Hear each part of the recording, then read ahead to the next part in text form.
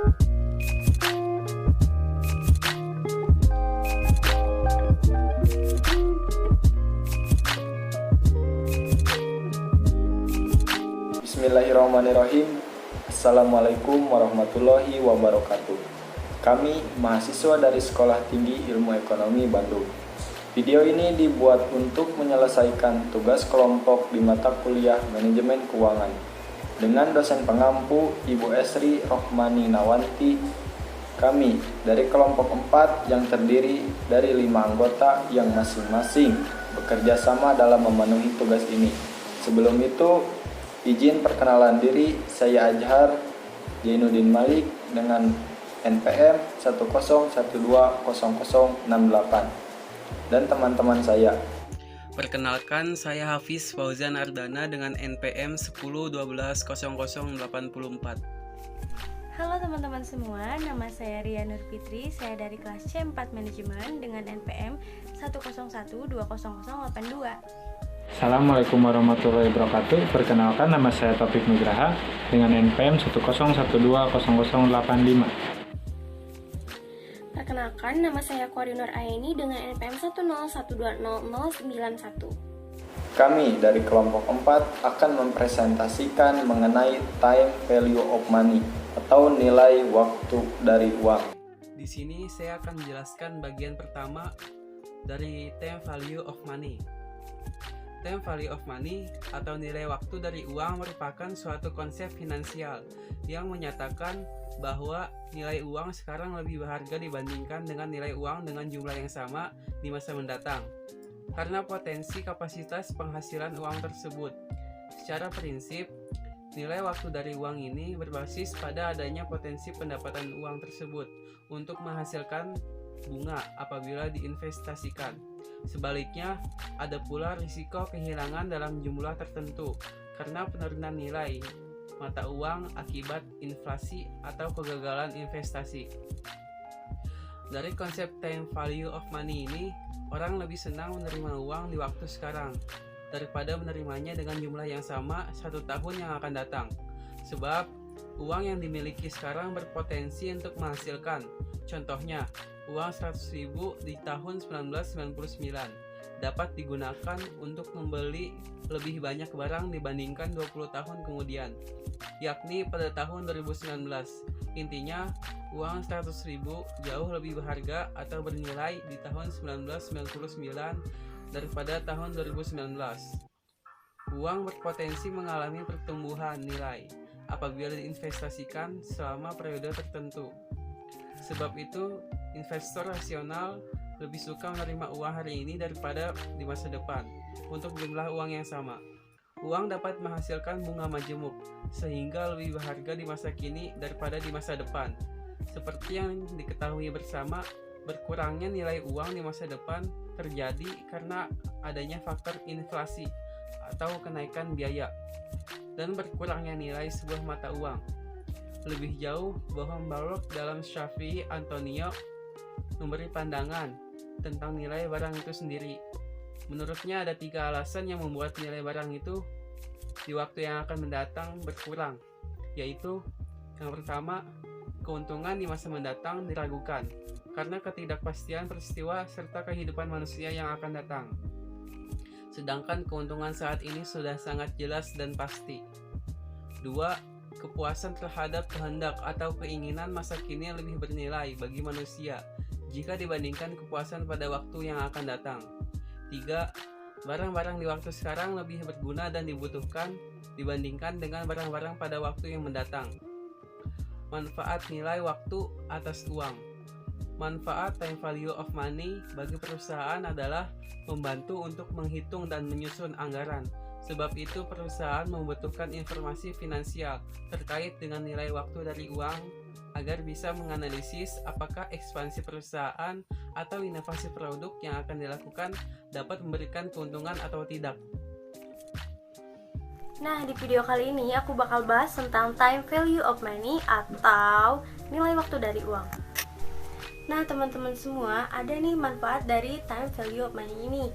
Contohnya bagi sebuah perusahaan, di mana Manfaatnya yaitu untuk menghitung dan menyusun anggaran sebuah perusahaan, di mana sebuah perusahaan ini memerlukan informasi mengenai finansial terkait dari nilai waktu dari uang. Nah, itu gunanya untuk apa sih? Nah, gunanya yakni untuk menganalisis apakah ekspansi perusahaan atau inovasi produk yang ia keluarkan itu bisa memberikan keuntungan atau tidak. Nah, selanjutnya yakni tingkat bunga. Nah, teman-teman semua, dengan adanya time value of money ini memberikan kita kesempatan untuk menyimpan uang yang kita terima sekarang dalam bentuk sebuah investasi dan mendapatkan bunga atau interest. Dengan adanya kepastian dari arus kas, tingkat bunga dapat digunakan untuk menyatakan nilai waktu dari uang. Kemudian, tingkat bunga tersebut memungkinkan kita untuk menyesuaikan nilai arus kas yang diterima ataupun dibayarkan pada waktu tertentu ke suatu waktu yang berbeda. Nah, dengan pengetahuan akan hal ini, kita jawab pertanyaan seperti, kira-kira teman-teman akan nerima uang 500.000 yang akan dikasih sekarang, atau teman-teman akan menerima uang 1 juta dalam kurun waktu tahun yang akan mendatang? Gimana nih, kira-kira akan pilih yang mana? Nah, kalau disuruh memilih sih, aku lebih pilih menerima uang 500.000 untuk sekarang karena nilainya sudah pasti. Mungkin untuk jumlah 500.000 pada hari ini kita bisa membeli sebuah lemari. Namun untuk uang 1 juta di 10 tahun yang akan datang, mungkin kita hanya sebuah baju saja. Maybe. Nah, kemudian ada tingkat bunga sederhana atau simple interest, di mana ini merupakan bunga yang dibayarkan ataupun diterima berdasarkan pada nilai asli atau nilai pokok yang dijam atau dipinjamkan. Nah, nilai mata uang dari tingkat bunga sederhana itu merupakan fungsi dari 3 variabel. Yang pertama yakni jumlah uang yang dipinjam, yang kedua yakni tingkat bunga per periode waktu, dan yang ketiga yakni jumlah periode waktu di mana nilai pokok tersebut dipinjam. Nah, rumusnya seperti ini. Nah, rumus dari tingkat bunga sederhana ini yakni SI sama dengan P dikali N dikali I. Yang SI merupakan tingkat bunga sederhana, P merupakan jumlah yang dipinjam, N merupakan jumlah periode waktu, dan I merupakan tingkat bunga. Nah, ini merupakan contoh penerapan rumus ke dalam sebuah soalnya. Kalian perhatiin baik-baik ya. Dan yang terakhir ada tingkat bunga majemuk atau compound interest, yakni ini merupakan bunga yang dibayarkan ataupun diterima dari suatu pinjaman atau investasi. Nah, ia ditambahkan pada nilai pokok secara periodik. Ini menunjukkan bahwa bunga dari suatu pokok pinjaman juga akan dikenakan atau memperoleh bunga pada periode selanjutnya. Nah, dengan demikian, bunga diterima dari bunga dan nilai pokok periode sebelumnya. Pengaruh penggunaan tingkat bunga majemuk terhadap nilai suatu investasi ini setelah melewati masa itu sangat besar bila dibandingkan dengan pengaruh yang ditimbulkan oleh tingkat bunga sederhana. Nah, kemudian perbedaan besar antara pengaruh tingkat bunga sederhana dan majemuk dapat digunakan untuk memecahkan berbagai masalah keuangan secara luas. Gimana nih? Kira-kira bisa dimengerti gak? Oke, untuk materi selanjutnya akan disampaikan oleh teman saya. Bunga periodik. Apakah perubahan yang akan terjadi jika bunga dibayarkan lebih dari sekali dalam setahun? Pertama-tama, lakukan 1. Mengkonversikan tingkat suku bunga yang ada menjadi tingkat suku bunga periodik atau periodic rate. 2. Mengkonversikan jumlah tahunan menjadi jumlah periode sebagai berikut. 1. Tingkat suku bunga periodik sama dengan tingkat suku bunga jumlah pembayaran per tahun. 2. Jumlah periode sama dengan jumlah tahun dikali periode per tahun. Contohnya, dalam 3 tahun akan dibayarkan bunga 6%, dimajemukan setengah tahunan, atau 2 kali dalam setahun. Akan melakukan konversi sebagai berikut. Tingkat suku bunga periodik sama dengan 6% per 2 sama dengan 3% per periode 6 bulan. Periode sama dengan N sama dengan 3 kali 2 sama dengan 6. Periode setengah tahunan. Berarti investasi tersebut akan menghasilkan 3% tiap 6 bulan selama periode setengah tahunan tersebut, atau bukan 6% per tahun selama 3 tahun, atau perhitungannya yang harus berdasarkan pada jumlah periode dan bunga periode yang sesuai, bukan jumlah tahun dan bunga yang ditetapkan per tahun. Tingkat suku bunga nominal dan tingkat suku bunga efektif.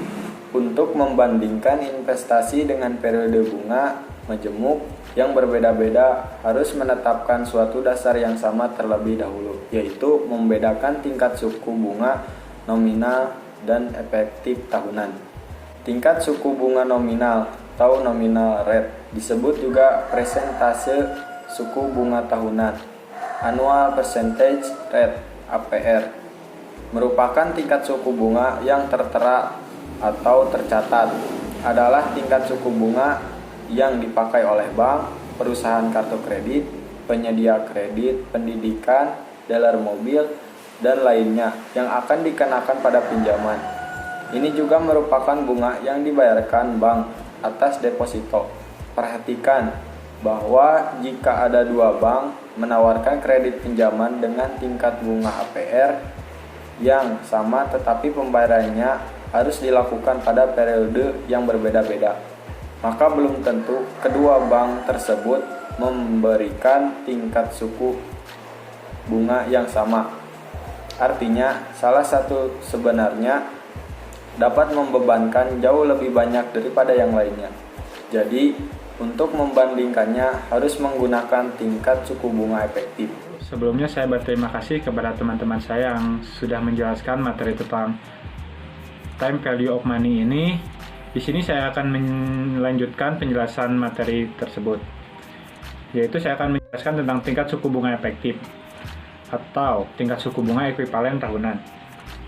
Tingkat suku bunga ini adalah tingkat suku bunga yang akan menghasilkan nilai akhir di masa depan yang sama menurut bunga majemuk tahunan, seperti juga pada bunga majemuk yang lebih sering dengan memberikan suatu tingkat suku bunga nominal tertentu. Selanjutnya ada tingkat suku bunga efektif tahunan atau EAR. Merupakan tingkat suku bunga tahunan yang menghasilkan nilai yang sama seperti jika dimajemukkan pada periode tertentu sebanyak M kali per tahun. Contoh konsep nilai waktu uang atas uang yaitu ada nilai uang sekarang, nilai uang mendatang, dan anuitas atau pembayaran bertahap. Nah, di sini saya akan sedikit menjelaskan tentang nilai uang sekarang dan nilai uang yang akan mendatang. Nilai uang sekarang menunjukkan nilai sejumlah saat ini yang dapat digunakan untuk mendapatkan jumlah yang lebih besar di masa mendatang. Adapun rumus matematisnya pada nilai uang sekarang atau present value ini yaitu sebagai berikut.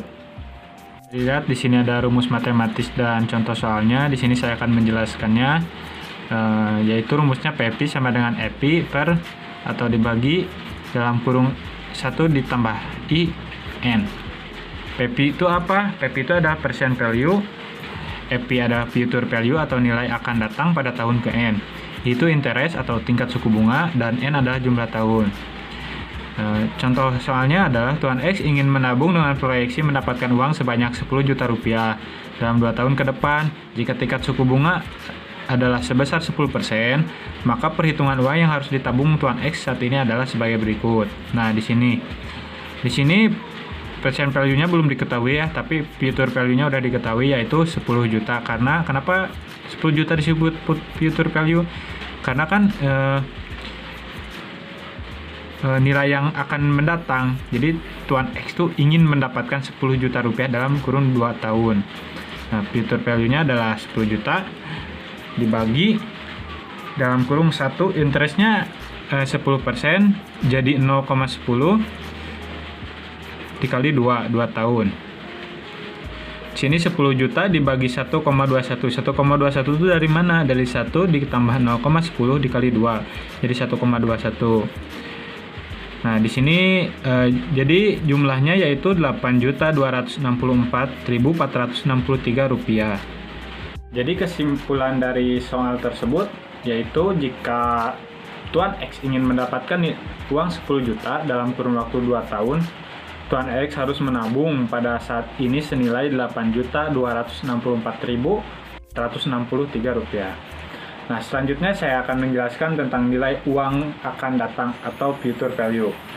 Future value ini merupakan nilai uang yang diterima pada masa mendatang dari sejumlah uang yang kita simpan dengan tingkat bunga tertentu. Karakteristik dari nilai uang yang akan datang ini adalah memungkinkan jumlah uang yang dimiliki seseorang menjadi berlipat ganda. Nah, di sini juga ada rumus matematisnya ya, akan saya jelaskan sebagai berikut. Nah, di sini ada rumus matematis dari future value ya, dan contoh soalnya. Rumusnya yaitu EPI sama dengan PP dalam kurung 1 ditambah IN. Kalau penjelasan rumusnya sama seperti yang tadi di present value ya. Contoh soalnya yaitu Tuan X menabungkan uangnya tahun ini sebesar 10 juta rupiah di sebuah bank dengan tingkat bunga sebesar 5% per tahun. Maka untuk mengetahui nilai Tuan X pada 2 tahun mendatang adalah sebagai berikut. Nah, di sini yang sudah diketahuinya adalah present value. Jadi yang ditanyakan adalah future value. Present value-nya berapa? 10 juta rupiah, karena 10 juta itu adalah uang yang dimiliki Tuan X yang ditabungkan, yang dimiliki sekarang ya, yang langsung ditabungkan ke bank. Jadi 10 juta dalam kurung 1 itu dari rumus 0, ditambah 0,05 itu dari 5% per tahun dikali 2 itu dari 2 tahun mendatang, sama dengan 10 juta dalam kurung 1,1025. Itu tuh dari mana? Dari 1 ditambah 0,05 dikali 2. Jadi jumlahnya adalah 11.025.000. Kesimpulan dari soal tersebut yaitu, jadi nilai uang Tuan X pada saat ini yang 10 juta itu akan bertambah pada 2 tahun kemudian, yaitu 11.025.000 dari suku bunga 5%. Sekian penjelasan tentang materi time value of money dari saya. Mohon maaf apabila banyak kesalahan dan kurang dimengerti. Materi selanjutnya akan dijelaskan atau dilanjutkan oleh teman saya yaitu Kori. Terima kasih. Yang ketiga yaitu anuitas atau pembayaran bertahap. Anuitas atau pembayaran bertahap merupakan suatu pembayaran atau penerimaan yang dilakukan secara berkala dalam jangka waktu tertentu. Anuitas juga bisa diartikan sebagai kontrak di mana perusahaan asuransi memberikan pembayaran secara berkala sebagai suatu imbalan premi yang sudah dibayarkan. Contoh umum yang sering dijumpai dari anuitas ini yaitu bunga yang diterima dari suatu obligasi atau dividen tunai suatu saham. Anuitas sendiri terbagi menjadi 2, yaitu yang pertama, anuitas biasa. Anuitas biasa ini yaitu pembayarannya atau penerimaannya dilakukan pada akhir periode. Nah, yang kedua yaitu anuitas jatuh tempo, yaitu anuitas yang pembayaran atau penerimaannya dilakukan pada awal periode. Nah, itulah penjelasan seputar nilai waktu atas uang. Jadi kesimpulannya adalah nilai waktu uang saat ini akan selalu lebih berharga dibandingkan dengan nilai mata uang di masa yang akan datang atau di masa depan. Nah, perlu diketahui juga bahwa semakin tinggi tingkat bunga yang dipandang relevan, akan semakin besar perbedaan antara nilai uang saat ini dengan nilai uang yang akan diterima di masa depan. Tinggi rendahnya tingkat bunga ini sendiri bisa terjadi karena beberapa faktor. Salah satunya adalah resiko investasi. Semakin tinggi resikonya, maka bunga yang diterima akan semakin tinggi. Berdasarkan penjabaran di atas, tentang konsep nilai waktu atas uang ini sangat penting dikuasai oleh manajer perusahaan.